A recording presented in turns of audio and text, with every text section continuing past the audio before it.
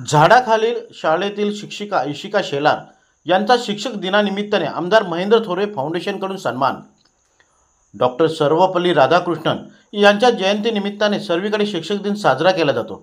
यावेळी चांगल्या तसेच बिकट परिस्थितीत येणाऱ्या पिढीला उत्तम नागरिक बनवण्याचे काम शिक्षक करीत असल्याने त्यांचा सन्मान करण्यासाठी कर्जत विधानसभा मतदारसंघाचे आमदार महेंद्र थोरवे यांच्या मार्गदर्शनाखाली आमदार महेंद्र थोरवे फाउंडेशनच्या माध्यमातून शिक्षकांचा सन्मान सोहळा पार पडला।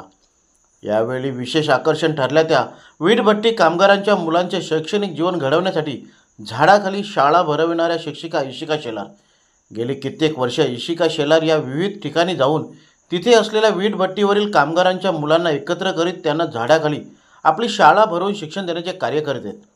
वीटभट्टीवरील कामगारांच्या मुलांना शिकविण्याचे कार्य इशिका शेलार करीत आहेत, मात्र या कोणत्याही प्रकारचे मानधन घेत नाहीत।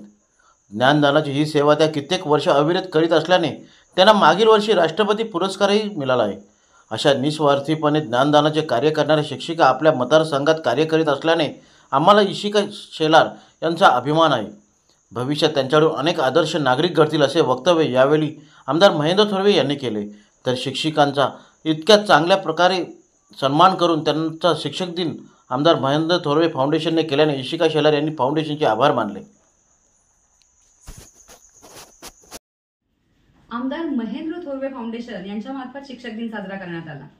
हा शिक्षक दिन आज एक विशिष्ट कलाटणीचा होता, कारण कर्जत खालापूर तालुक्यातील अनेक शिक्षक आज उपस्थित होते आणि त्यामध्ये त्यांच्या कलागुणांना त्यांनी आज जे कार्य केलेले त्याच्याबद्दल चर्चा करण्यात आली।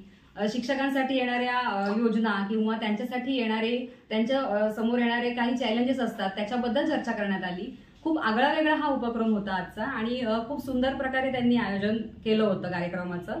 त्यामध्ये सहज सेवा फाउंडेशनच्या माध्यमातून ज्या प्रकारे आम्ही वीटभट्टी कामगाराच्या मुलांना शिक्षण दिलं त्यासाठी सुद्धा आमची दखल घेण्यात आली आणि आमचा सन्मान करण्यात आला। यासाठी मी महेंद्र थोरवे यांचे खूप आभार मानते की त्यांनी ह्या योग्यतेचं समजून आमचा आज पुरस्कार करण्यात आलेला आहे। धन्यवाद।